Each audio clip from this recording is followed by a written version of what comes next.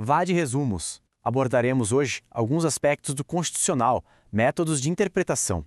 Tópico 1. Princípio do efeito integrador. Vamos direto ao ponto, porque isso despenca em provas. O princípio do efeito integrador serve para quê? Ele orienta quem interpreta a lei a harmonizar as normas constitucionais, sempre priorizando a integração social e a unidade política do Estado. Mas vamos entender o porquê disso com um exemplo prático.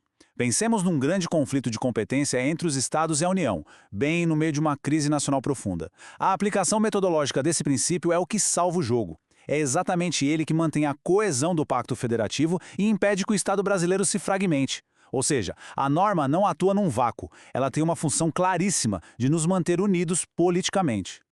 Agora, atenção máxima, porque aqui mora uma daquelas pegadinhas clássicas. É muito comum a banca tentar misturar o efeito integrador com a interpretação autêntica ou com o método científico espiritual. É preciso fugir dessa armadilha. A interpretação autêntica é aquela feita estritamente pelo próprio poder constituinte, seja originário ou derivado, nunca pelo legislador comum, certo? Já o método científico espiritual foca em captar os valores e o espírito por trás da Constituição, e não se limita apenas a essa meta de integração política. São balizas totalmente diferentes que o examinador adora embaralhar nas questões objetivas.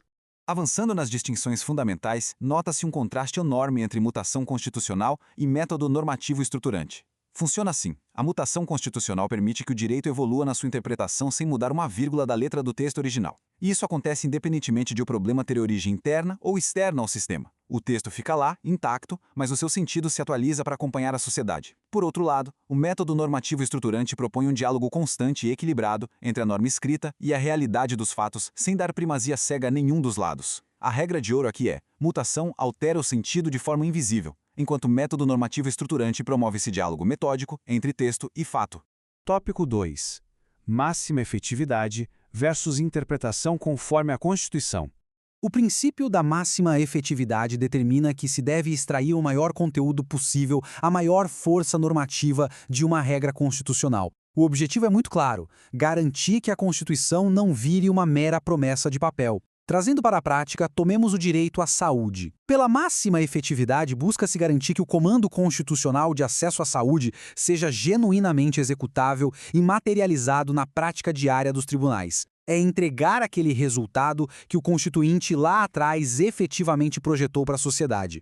E aqui a gente esbarra em outro ponto de confusão frequente que precisa ser dominado. Existe uma diferença categórica entre um princípio interpretativo, que é a máxima efetividade, e uma técnica de controle de constitucionalidade, que é a interpretação conforme a Constituição. Olha a diferença. A máxima efetividade serve para dar força e concretude totais ao texto constitucional. Já a interpretação conforme é uma técnica de decisão usada para salvar uma lei infraconstitucional, uma lei comum, que parece ser inconstitucional. Nela, o juiz simplesmente afasta os sentidos proibidos daquela lei e mantém apenas o significado que respeita a lei maior. Resumindo, um princípio potencializa a Constituição, enquanto a técnica tenta preservar a validade das leis comuns. Tópico 3. Metódica estruturante e o rompimento com o originalismo. Chegamos na metódica estruturante de Friedrich Müller. Essa teoria contemporânea destrincha a ideia de que a interpretação não é apenas descobrir um sentido pré-pronto. Ela une de forma indissociável o texto, o programa normativo e a realidade social, que é onde a norma atua. É uma atividade prática de concretização que rejeita o fundacionalismo. E tem um detalhe crucial que derruba muitos candidatos. Este método possui uma fortíssima carga decisória. Não é só um exercício intelectual puro ou de mera cognição.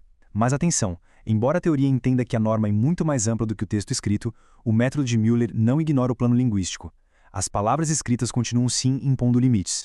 Mas por que rejeitar a visão dos fundadores do passado? É aí que entra a expressão fundamental: justo contemporâneo. Ao afastar aquelas concepções originalistas que tentam engessar o sentido da Constituição à vontade de quem escreveu décadas ou séculos atrás, a método estruturante permite adaptar a norma às reais e urgentes necessidades atuais da nossa sociedade. É exatamente esse rompimento com o passado que viabiliza o alcance da justiça hoje, no tempo presente. Tópico 4. Classificação da eficácia das normas constitucionais. Temos aqui a clássica tríade de José Afonso da Silva: eficácia plena, contida e limitada. A norma de eficácia plena não admite restrições, atua de imediato e com força total. Já a contida nasce pronta e operante, mas o alcance dela pode ser restringido posteriormente. E a limitada é imediata, depende obrigatoriamente da edição de uma lei integradora para começar a produzir os seus efeitos principais, como acontece muito com as normas programáticas que apenas fixam metas e diretrizes para o futuro do Estado. A memorização fotográfica deste quadro comparativo é determinante para não errar no dia da prova. Vamos focar com precisão cirúrgica na grande armadilha desse tema, a eficácia contida. São normas que nascem prontas para produzir absolutamente todos os seus efeitos desde a promulgação. Porém, o raio de alcance delas pode ser reduzido por uma lei infraconstitucional posterior ou mesmo pela incidência de conceitos jurídicos indeterminados, como a velha noção de bons costumes. Um exemplo prático, bem real. Imaginemos que uma emenda constitucional reconhece imediatamente um direito a uma classe profissional. O direito já existe, funciona e não precisa de regulamentação nenhuma. Mais tarde, vem uma lei comum e cria requisitos rigorosos que diminuem o número de beneficiários. Se a norma funciona sozinha desde o início, mas pode ter o seu escopo contido por uma lei posterior, a eficácia é inquestionavelmente contida. Tópico 5. Realismo jurídico e a justiça social no caso concreto.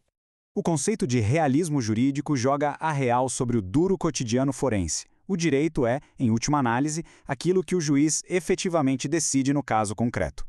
Esta vertente entende que as normas constitucionais não possuem sentidos fixos ou puramente semióticos aguardando revelação.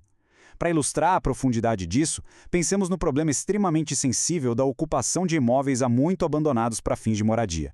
Nesse cenário, a letra fria da lei, que defende a propriedade formal no papel, colide de frente com a realidade social imediata. O realismo exige que os fatos falem muito mais alto do que a abstração pura. Mas o que exatamente o realismo jurídico ataca? Há algumas rejeições metódicas claríssimas. Ele rejeita o método clássico de Savigny, que frequentemente não dá conta da complexidade plural do direito constitucional moderno, rejeita ferozmente a lógica da subsunção, aquela tentativa de aplicar a lei de forma mecânica e irrefletida, rejeita o originalismo e descarta aquelas teorias meramente procedimentais, cujo foco fica só no rito de criação da norma. Ao negar esses dogmas todos, o realismo empodera diretamente o magistrado, permitindo que ele delineie um padrão de justiça social baseado de forma exclusiva nos fatos reais e nas circunstâncias daquele litígio em análise. Diante de tudo o que foi esmiuçado hoje, uma reflexão final exige análise. Será que o textualismo cego e rígido consegue de fato capturar a realidade complexa de aplicar o direito constitucional para efetivar a justiça social? A concretização da norma desafia rotineiramente a leitura mecânica do texto. O domínio absoluto de todos esses métodos de interpretação não apenas garante a resolução das questões teóricas, como também revela a mecânica de como a Constituição se mantém operacional frente aos conflitos práticos. As bancas exigem precisão nestes conceitos. Encerramos por aqui.